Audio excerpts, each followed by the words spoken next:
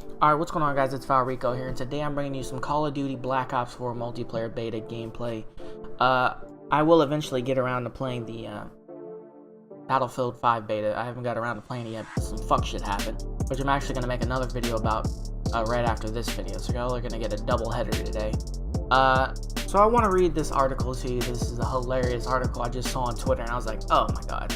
I usually don't make videos on news, but this video is going to be tremendous because this article was fucking tremendous. It was hilarious. So I think last year in Belgium and the Netherlands, I'm not really good on my European countries. I believe they're two different countries. So they basically outlawed loot boxes, and they said it's gambling. It was the Belgium Gambling Commission. They said this is pretty much gambling. We're gonna ban it. You're not allowed to put them in your games in our country. So they have to have a special game made for their individual countries where, you know, I think I read an article where it says Dota 2 players, they have to be able to see what they're getting in their loot boxes before they buy it. So they could be like, ooh, I'm not gonna get nothing in this roll, I guess, or something like that of the loot box, so I don't have to buy it. So it's not gambling. It's the craziest thing you ever heard.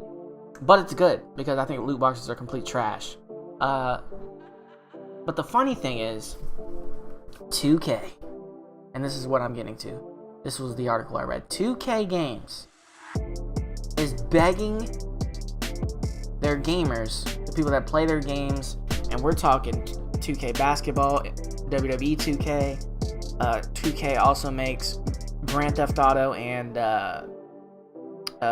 Red Dead Redemption, but their parent company is Take-Two Interactive. They're all pretty much the same. They are begging gamers to call up their local officials and reverse the loot box ban. The audacity of these people. It's hilarious. A multi-billion-dollar company has resorted to begging their gamers in those regions to call up their local officials and tell them to remove this ban of loot boxes. It's fucking hysterical. The audacity. That's all I have to say. The audacity of these people. Multi-billion-dollar companies begging gamers. Are you fucking kidding me? It's hilarious. That's insane. That's insane. Shit that used to be free to unlock in games now, they put them behind paywalls and loot boxes. And now that they're scared now because Belgium and the Netherlands are like, nah, fuck this shit, this is whack. They're scared it's gonna happen in the United States. That's DEFCON 5 or 1 or however it works, but that's fucking, they're gonna panic and lose their shit if it becomes illegal in the United States. Which is funny because here's the thing about loot boxes. It's trash. I don't like it. I think it's whack. I fucking play CSGO or something like that, and I have to buy the box and the key, which is a total of $5. That's fucking trash. I mean, you can play the game and get the boxes, but you can't open them without a key. It's pure trash. So no matter what, you're gonna at least have to pay $2.50. But here's the thing. I do. 1% of me sympathizes with the company. Just 1%. Because they, you know, things like CSGO and Rainbow Six, they do take those microtransactions and they do continue to keep the game alive and work on the game, which I kind of like a game that lasts longer. Like Rainbow Six has been out for, you know, 4 years, 5 years, maybe not. Maybe it's only been 3. Actually, it's been 3 years. What am I talking about? Season 3 patch just released, but it feels like 5 years. It really does. It's been out for a long time. The game, I don't need a new Rainbow Six Siege. The game looks fine. The graphics are nice. It plays well, and it's good to have a game like that for a long while so you can get better at it, you know. And it's better than just getting a new Call of Duty every single year, in my opinion. I'd rather have a game for a while and get good at it and master it. But 1% of me does feel bad, only because they do host tournaments and they do a lot of updates when they're good. People like Ubisoft and Rainbow Six Siege, like the new update that just came out, Grim Sky.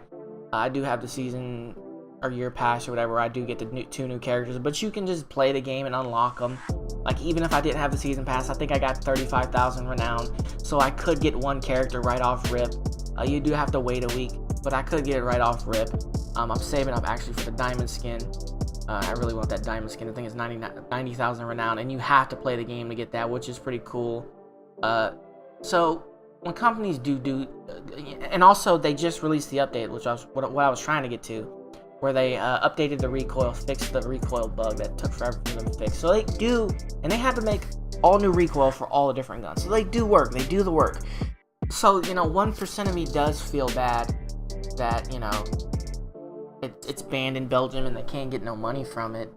But honestly, even though that, you know, like I've been using this example, Rainbow Six Siege does the work. Loot boxes are still fucking trash. Even though they do, you know, fund money for events and shit like that. I mean, honestly, how much money does it fund? Because I'm sure if you go to like a Call of Duty tournament or like a big Rainbow Six Siege event or Counter-Strike event, they gotta pay for seats. I'm sure they gotta pay for the seats to get in the building. They gotta pay for drinks. So they're making bank on these fucking tournaments. It's not like they're just funding all this money for these tournaments and not getting no money back. So at the end of the day, I'm glad that Belgium removed those loot boxes. And I just find it hilariously funny now that these multi-billion-dollar corporations are begging players to call up their local officials and fucking tell them to fucking vote in fucking people that are gonna put the loot boxes back in. It's the most ridiculous thing ever. It's like voting in somebody who says, "Oh, we're gonna." It's like voting in a Democrat. It's hilarious.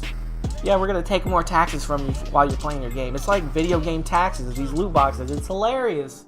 I just realized that it's fucking video game taxes. These people are like Democrats, just milking their voter base. This is hilarious. And I usually keep politics off my channel, but that's the best example I could give. I mean, it's a disgrace. It's embarrassing. I mean, the people that are going to be releasing Red Dead Redemption, and that, you know what? Now that I think about it, that makes Red Dead Redemption spooky, because 2K is I believe it's a subsidiary. I think that's the word, of Take-Two Interactive. So Take-Two publishes the Rockstar Games video games, because Rockstar is the developer. So anyways, that makes me hella spooky when looking at the new Red Dead Redemption. I'm sure they're going to put all kinds of pink horses and bullshit in the multiplayer. We haven't even heard anything about the multiplayer yet, but I'm sure I wouldn't be surprised if there's loot boxes in the story mode. They haven't done it yet, but don't be shocked, people. And honestly, if somebody ran on banning loot boxes in video games in the United States, whether they were Republican or Democrat, I would fucking vote for them, because this shit is trash. We got companies begging gamers now. That's horrible. That's just horrible. So anyways, let me know what you think in the comment section. Hit the like button, the subscribe button, gab.ai/FileRico, twitter.com/FileRico, youtube.com/FileRico, and I'm out of this bitch. Peace.